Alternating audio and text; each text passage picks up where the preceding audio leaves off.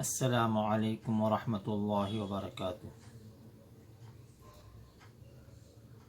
बहुत सारे लोग अपना इलाज करवाने के लिए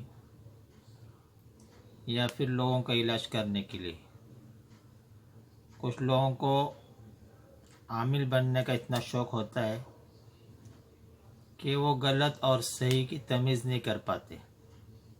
यानी कौन से अमल सही है और कौन से गलत हैं, और कौन से जायज़ हैं कौन से नाजायज़ हैं, इसकी परख नहीं कर पाते। बस एक जोश होता है और एक कोशिश होती है कि मैं कोई चीज़ सीख जाऊं और सीख कर मैं कुछ अजीब काम करूं, कोई तरक्की करूं, कोई इसमें लोगों की भलाई करने की नीयत से, तो कोई इसमें पैसे कमाने की गरज से, या कोई नाम और शोहरत के लिए।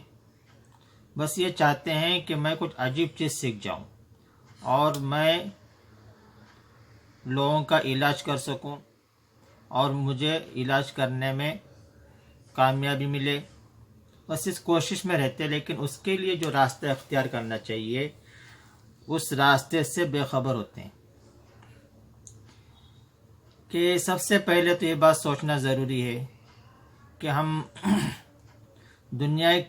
लोगों की दुनिया की खातिर अपने दीन को बर्बाद न करें, अपने ईमान को बर्बाद न करें।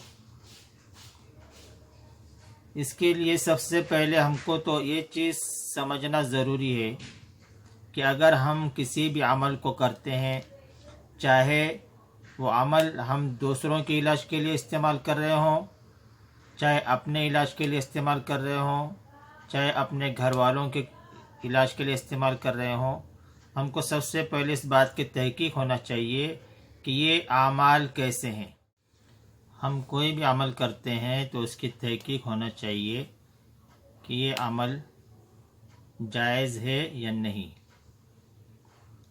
बहुत सारे सिफली आमाल, बहुत सारे जादू मंतर, ये भी अरबी ज़ुबान में होते हैं।